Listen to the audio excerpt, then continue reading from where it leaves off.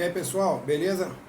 Bem-vindo a mais um vídeo do canal Vascaínos por Amor. Quem puder aí vai deixando o seu like, compartilhando, se inscrevendo no canal, para que a gente vá chegando aí a mais amigos vascaínas, mais amigos vascaínos, a gente possa estar seguindo aí nossa resenha, né, de sempre.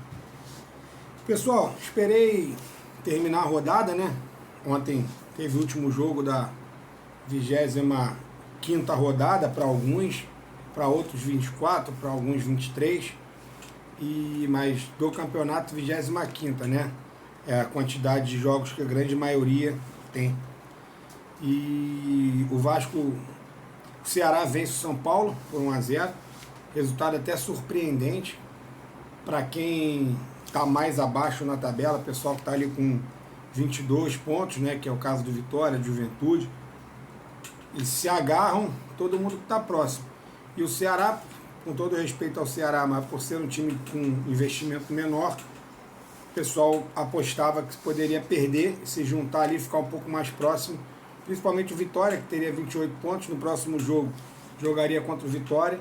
Vitória poderia se aproximar do Ceará. O Vasco fecha a rodada na 12ª posição, acima do Corinthians, acima do Atlético Mineiro, que tem 2 jogos a menos do que o Vasco. O Corinthians tem a mesma quantidade de jogos, 25. O Santos, 24, um jogo a menos.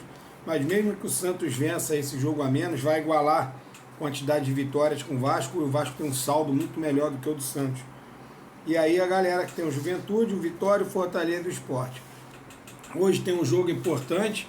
Se a gente for pensar em Z4, o Atlético Mineiro enfrenta o Juventude, né? E aí o Atlético Mineiro vencendo, segura o Juventude lá com 22, e o Juventude ficaria com 25 jogos, 22 pontos, mas em compensação o Atlético Mineiro passa o Vasco.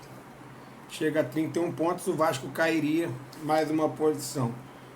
E aí o Corinthians vai jogar contra o Internacional, ou um ou outro passam o Vasco, ou nenhum dos dois passam caso tenha empate. E o Santos, como eu já falei, mesmo vencendo o Grêmio, não passa o Vasco.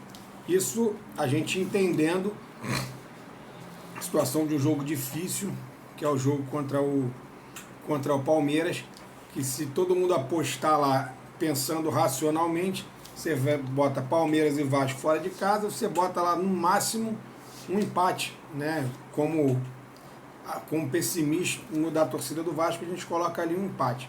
Mas com essa evolução do time, apesar da notícia que saiu agora que o Cuesta não viaja, né, tá com edema na coxa, e o Matheus França também não viaja, entorse no tornozelo, a gente perde 2 opções, né, um titular e o outro tem entrado praticamente todos os jogos para voltar a pegar ritmo de jogo. Pessoal, falando um pouco do jogo contra o Cruzeiro, gostei muito da postura do time, né? O Vasco convenceu. É claro que a gente não vai ficar o tempo todo em cima de um time que é segundo lugar do campeonato. É claro que o time que é segundo lugar do campeonato vai ter condições de fazer gols, vai ter oportunidades de gols. É um time que tem 39 gols no campeonato. Então, assim, claro que o sistema ofensivo do Cruzeiro uma hora iria envolver o Vasco e eles teriam a oportunidade de fazer gol.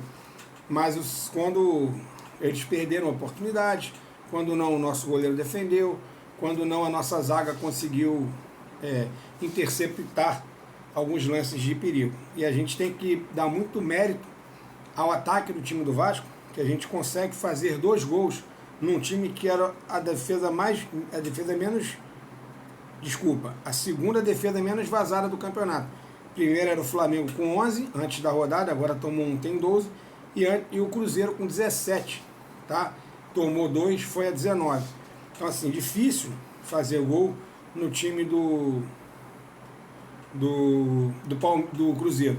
E agora a gente leva a mesma situação para o jogo contra o Palmeiras. O Palmeiras tem 36 gols marcados e contra 19 gols contra. Então é um jogo muito difícil, que o Vasco conseguiu controlar, saiu na frente. É muito importante quando o time do Fernando Diniz sai na frente, como aconteceu no jogo contra Ceará, infelizmente a gente entregou 2 gols. Também não é nenhuma sangria desatada. Você vê que o Ceará, ele acabou de vencer do São Paulo jogando no Morumbi. Então não é essa carne assada que todo mundo fala. É um time que tem 31 pontos no campeonato. O ruim ali foi que a gente deixou o jogo empatar no apagar das luzes. Mas, assim, amanhã é um jogo complicado, um jogo difícil, que o Vasco precisa ir para jogar. O Vasco tem feito bons jogos fora, até os jogos que não conseguiu vencer. O jogo contra o Inter, o Vasco fez um bom jogo. O jogo contra o Mirassol, o Vasco fez um bom jogo, visto aí a campanha do Mirassol no campeonato. A gente perdeu por falhas individuais, e contra o Inter a gente teve aquele problema da arbitragem. O Vasco ganhou do Santos, o Vasco ganhou do Sport. Então o Vasco até no primeiro turno contra o Cruzeiro fez um bom jogo. Então o Vasco vem jogando bem fora de casa. E já jogava bem sem os reforços. Então, assim, com os reforços, então a gente consegue,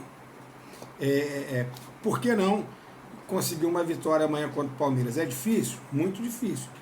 Mas depois do jogo que nós fizemos contra o Bahia, contra o Flamengo primeiro, contra o Bahia, depois contra o Cruzeiro, a confiança do time vem em alta. Então dá pra gente chegar lá e fazer um bom jogo.